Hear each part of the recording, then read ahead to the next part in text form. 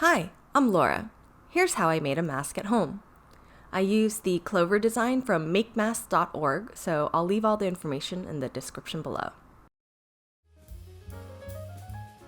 First, I cut 2 squares of fabric, 8 by 8.5 inches.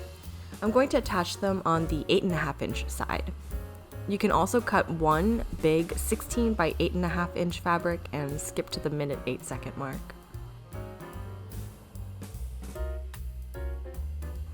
I'm using 2 different fabrics to help distinguish the front side from the back side. I used pins throughout to help me hold the fabric in place, but you can also use clips or whatever else you've got handy.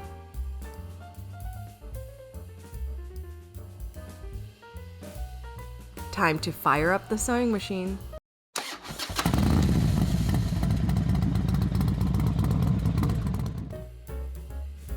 I have blue painter's tape to mark a 1/2 inch seam, so I just eyeball my fabric edge to the edge of the tape.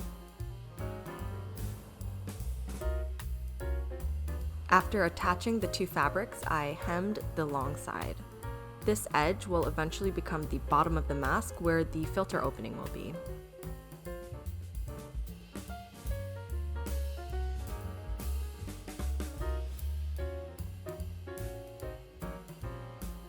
Pleating can be tricky, so I definitely struggled to get into a good rhythm. Here, I measured 2 inches from the unhemmed side of the mask and pleated as I went, fumbling my way through with the pleating fork. You can watch me struggle here.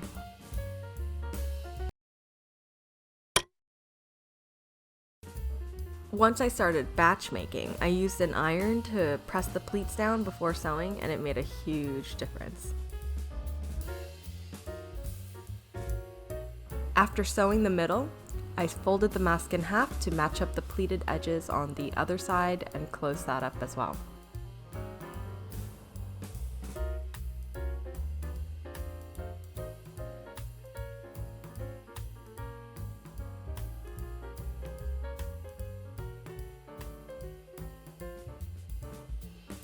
Now, leaving roughly 3/4 inch space on each side, I sewed a line down the unhemmed side of the mask.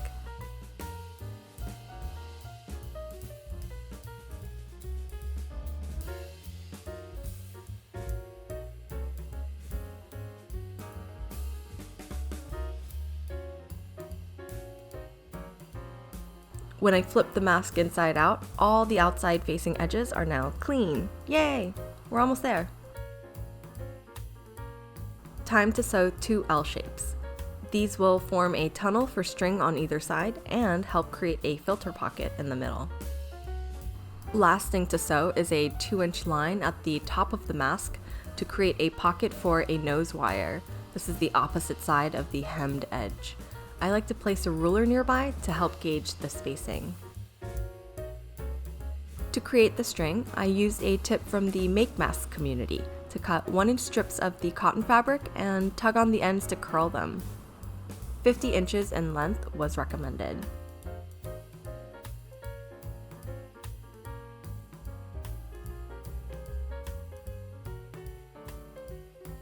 Our last dilemma was getting the strings on. Chopsticks were perfect for sliding through the small tunnels, so we wrapped fabric around one end and slid it through. It worked great!